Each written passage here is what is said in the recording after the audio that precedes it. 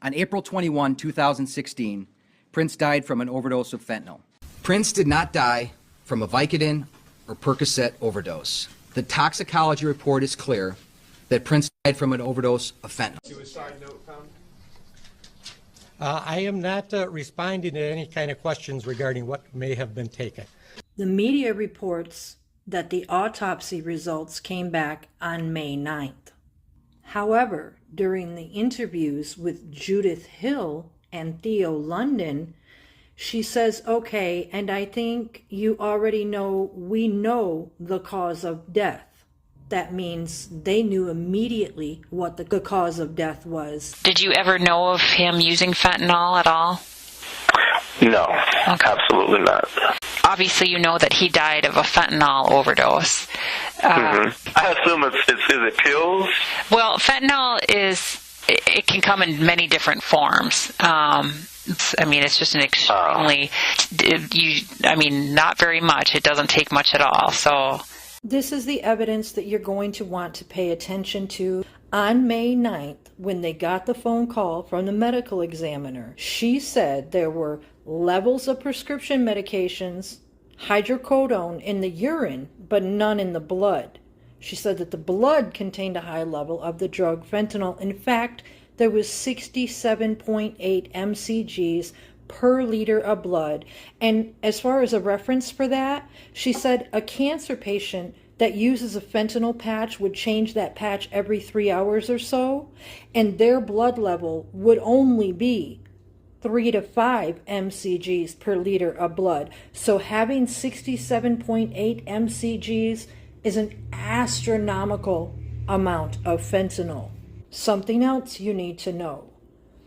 It said that there were levels of hydrocodone in his urine, but none in the blood. Think about this.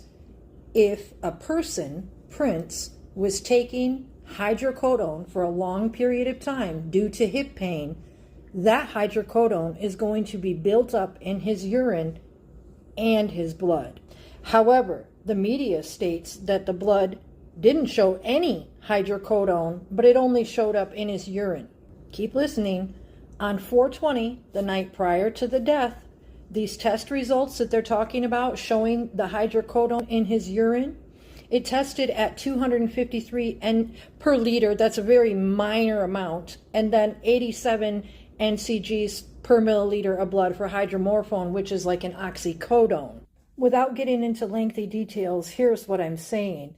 When you take a drug test, if the opiates come back at 300 mgs or less, it can be considered a negative test.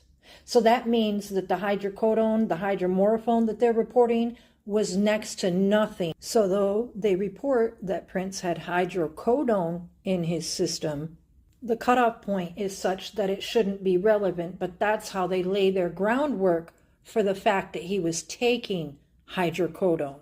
That same blood test that showed hydrocodone and oxymorphone below the cutoff points also failed to show any fentanyl in Prince's blood on 4/20. So that means the night before, he shows up with 67.8 mcgs of fentanyl in his blood. He didn't have any the day before.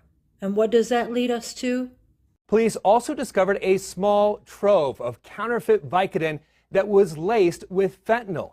The evidence demonstrates that Prince thought he was taking Vicodin and not fentanyl. I repeat that Prince did not die from taking the prescribed Percocet, since Percocet contains oxycodone and not fentanyl. Investigators say the counterfeit Vicodin pills look just like the real thing.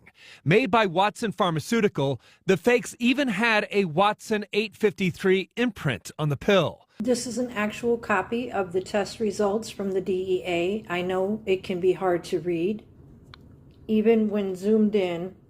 However, you can see that only some of the tablets contained oxycodone, some of them contained lidocaine, and some of them had MMDA, party drugs. Here you can see a tablet had fentanyl, lidocaine, party drug. One had just lidocaine. This tablet had oxycodone. Number 14 had fentanyl, lidocaine, and the party drugs. So out of all the drugs they say they found, at Paisley Park, only 3 of them tested positive for fentanyl. It's important to know that DEA Detective Voller said that he didn't have any way to track the number of fentanyl deaths in Minnesota, but was able to say that they had not had any other fentanyl deaths in pill form in Minnesota other than Prince. They say that they were looking into that and in fact looking at some pill presses in California.